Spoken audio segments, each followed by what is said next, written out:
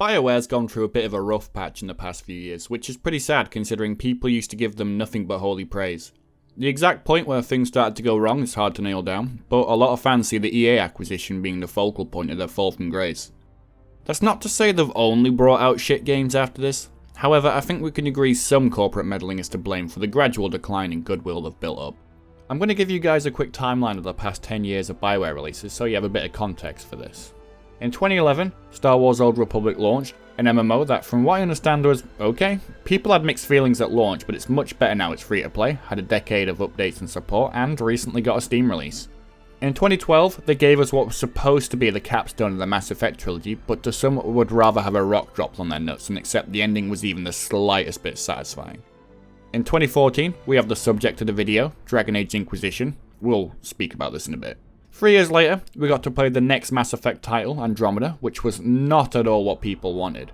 This game was memed to hell and back due to the buckets of bugs it launched with, and because it just felt like a generic open world game with the Mass Effect skin stapled onto it. I got some enjoyment out of it, even if it was a slog at the best of times. Finally, we got the creme de la creme of disappointments. The magnum opus of failed projects. Anthem. You know what it is, you know how it went, I don't need to say anymore. Nerdslayer did a great video covering this in his Death of a Game series, so I'll leave a link to that in the description. As you can kinda guess, things haven't really gone too well for Bioware, considering they used to be the best in the RPG business. But I want to stop being so negative, and at least give them some credit where it's due. They haven't only been making bad games. To me anyways, Dragon Age Inquisition is the last great game they've recently made. Even though it came out 6-7 years ago. I feel kinda old saying that. Why you ask? Let me tell you why. Why it's a good game, not why I'm old. Not that anyone really cares about that. Alright, segue. A little disclaimer to you guys who are longtime fans of the Dragon Age franchise. Inquisition is the first and only Dragon Age game I've even played, so I agree that my opinion is invalid in a reviewer sense. I can't comment on how well the game fits into the overall series, and I know that playing the third title in the franchise first is quite frankly blasphemy. It's not that I have no interest in playing the other games, I'm pretty sure I own them since Origin used to have loads of free game promotions, but it's a huge commitment. And if the only other video on my channel at time of writing is anything to go off, I'm incapable of sinking loads of time into something without getting bored. Oh, side note, when Mass Effect Remaster Collection comes out though, oh my god, I'm gonna play the shit out of that. We're bang, okay? Anyways, I've heard from multiple sources that the Dragon Age games are quite different from each other in terms of gameplay, so I don't think I'm suffering too much by not playing them. Apparently Dragon Age 2 is pretty bad, so there's that too. And why is this game a total sausage fest? There are way too many whiny, emo, preachy dudes that want to have sex with me. So instead of writing up my own story summary, because I'm lazy and you'll find better writing on the inside of a toilet stall, here's the Game Wiki version instead. Bear with me though, it's a bit wordy. Alright, so, a massive explosion kills the attendants of the Conclave and creates a huge tear in the veil called the Breach, allowing demons to invade Thedas unchecked. The player protagonist is the sole survivor of the explosion and wielder of the Anchor, a magical mark that bestows control over the Breach and Fade Rifts. The player's miraculous accolades and the ability to seal the Fade Rifts leaves many to believe they are a messiah, specifically the Herald of Andraste. The player is inducted into the Reborn Inquisition, an independent organisation sanctioned by the late Divine Justinia to restore order should Thedas erupt into chaos, and eventually become the Inquisitor. The actions of the player shake the very foundation of Thedas as it leads to the ultimate build-up against an evil ready to usurp the throne of the Maker himself. Wow. It's a lot of information, but sounds pretty cool, right? To be honest, context is everything, and you'll get that by just playing the game yourself. I would have included a bit of footage of the intro and first hour, but Shadowplay chose to record a blue screen instead.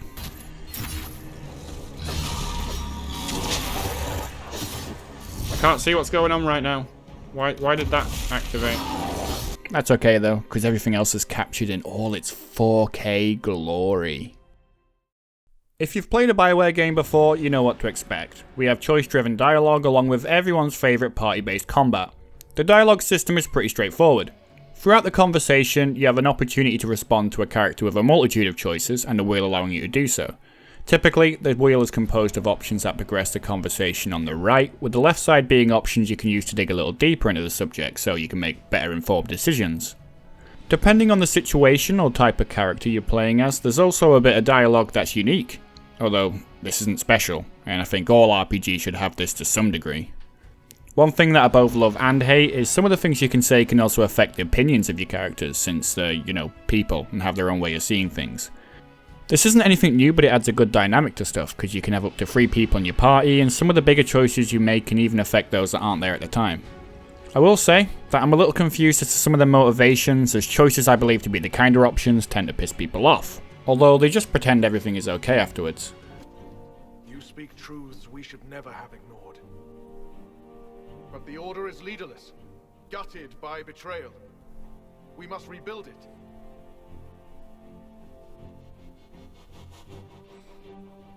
Convince the Templars to disband and become part of the Inquisition instead. Ask the Templars to join you as free allies. I think the autonomy will help, so I'm gonna go for that one. Your order is a symbol that holds the people's respect. That cannot die today. Alright, so everyone loved that apart from the elves? Are they racist or something?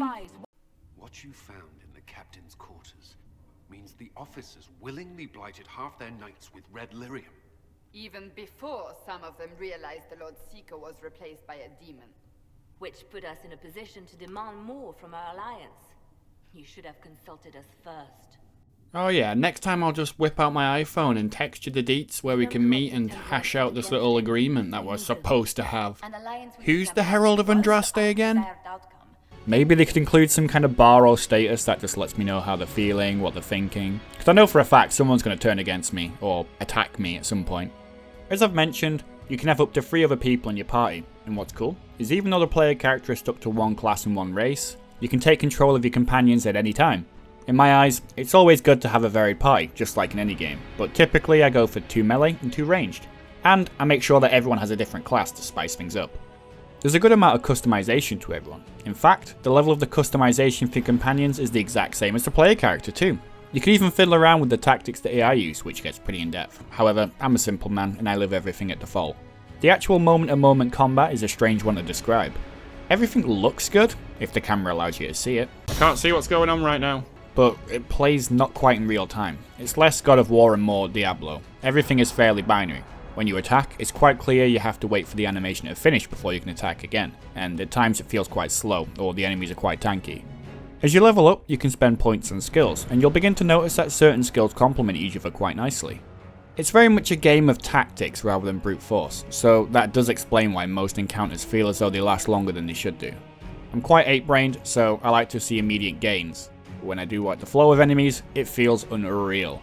There's also a tactical mode, where the game freezes and allows you to do... I'm not really sure how to describe it. You can freeze the time, you can see what weaknesses enemies have. I don't really use it because I'm not somebody that likes to stop the game to analyze shit. I just like to get right in there and batter people around. All in all, the game does get easier when you level into it, and if you use your party well enough, it shouldn't be an issue. There's a bit of jank to everything, and again this ties into the EA meddling due to them wanting all their games to use the Frostbite engine.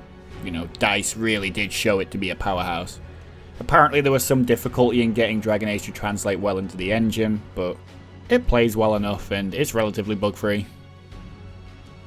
I really couldn't live with myself if I didn't bring attention to the soundtrack. While it's not the most iconic, god damn does the main theme get stuck in my head. Of course, that's a given since it's played in the menu every time it boots. But you should know I will sit there and I will take in every second of that score. I can't pin down what exactly makes it so good, but I'd say tonally, it just works. Trevor Morris did a good job capturing the fantasy epic feel, and when it hits right, god, it hits right. This is a Bioware game we're talking about here, so you know it's going to be a treat on the ears. I think I've gone on enough now. You get the gist. It's fun. It's basically a high fantasy Mass Effect with more emphasis on the party and RPG stuff. I've actually just remembered, while editing the video, that the console versions of the game play a little differently to the PC versions, which is kinda cool, because obviously there's design sensibilities that don't translate well between platforms. It shows that Bioware put at least a little effort into the game, which is nice, and if the reviews and the Game of the Year awards are anything to go off, then it was effort well spent. I'm going to wrap things up here. The entire video was just an impulse production, if you would, because I want to make more of an effort with my channel, but it's hard to make content when you just don't want to make it in the first place. I didn't plan to make it, but it just felt right. I hope you got some enjoyment anyways. Maybe it inspires you to pick up Dragon Age Inquisition. if you subscribe to EA Play for the first time on Steam, it's 80% off. Otherwise, it's cheap as shit anyways. A month is plenty of time to play Dragon Age, and a few other titles on there are decent too. Stay safe out there, guys. Stay happy, and I'll see you in the next one. Bye-bye.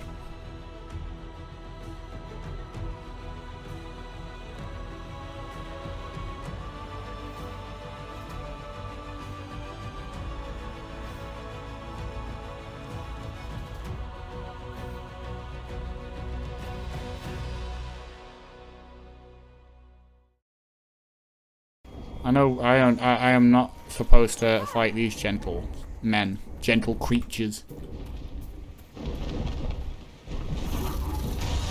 Oh!